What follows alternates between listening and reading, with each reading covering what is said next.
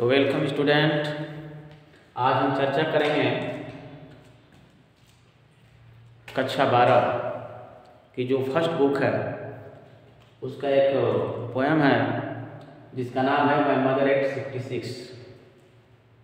My mother at 66 मतलब मेरी माँ एट 66 का मतलब 66 साल की।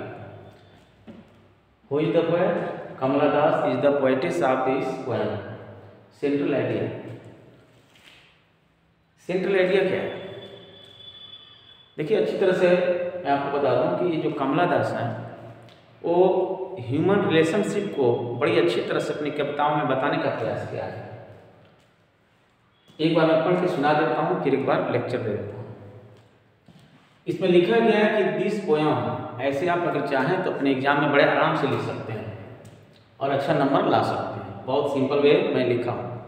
दिस पोएम, यह कविता माई मदर एट 66, जिसका नाम है my mother at 66, has been, ये पैसिव वॉइस में है, हैज बीन कंपोज, जो लिखी गई है बाई कमला दास, का मतलब कमला दास के द्वारा। Full stop.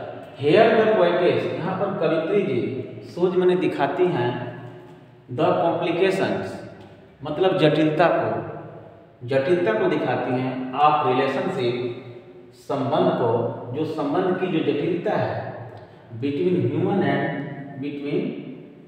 ह्यूमन बींग्स, मतलब जो मानव प्राणी है उसके बीच में जो संबंधों की जो जटिलता है उसको दिखाने का प्रयास करती है। कि मतलब जो मानव है उस मानव के अंदर जो है कितनी तरह की जटिलता है। This poem is the best examples of bonding in humans, यह कविता जो है एक अच्छा उदाहरण है ऑफ बॉन्डिंग माने संबंध का, इन ह्यूमन का मतलब होता है मनुष्य के अंदर। सी का मतलब पोएट्रेस, कवित्री जी इज वेरी सैड, बहुत दुखी हो जाती हैं, when she looks her mother, जब अपनी माँ को देखती हैं, जब वो अपनी माँ के चेहरे को देखती हैं। कब? गोइंग का मतलब जाते समय, going from her parents home मतलब अपने माता पिता के घर से कोचीन एयरपोर्ट जाते समय। Her old mother was dosing beside her, उनकी बूढ़ी माँ जो है उनके बगल में झपकी ले रही थी। शी रियलाइजेज, उनको ऐसा लग रहा था कि that her mother would not be alive now, उनकी माँ अब जिंदा नहीं रहने वाली हैं। Her childhood memory comes to her, उनको जो है बचपन की याद आने लगती है। When the child is very sad, जब बच्चा दुखी होता है, आफ्टर लिविंग हर मदर, जब अपनी माँ को छोड़ता है। इन दिस वे, इस तरह से she try to teach us, ये हमें बताने की कोशिश करती हैं कि दैट ओल्डहुड, जो बुढ़ापा है, कम्स इन लास्ट, अंत में बुढ़ापा आता है। This is the eternal rules of nature, ये प्रकृति का शाश्वत नियम है।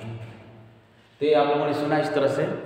तो एक बार मैं बता देता हूँ कि जो माई मदर एट 66 जो पोएम है, इसमें कवित्री जी अच्छी तरह से जो है इसमें मानव के बीच जो संबंध है, जो पारिवारिक जो संबंध है, यहाँ पर एक तरह से माँ और बेटी का जो संबंध है उसको अच्छी तरह से दिखाने का प्रयास किया है।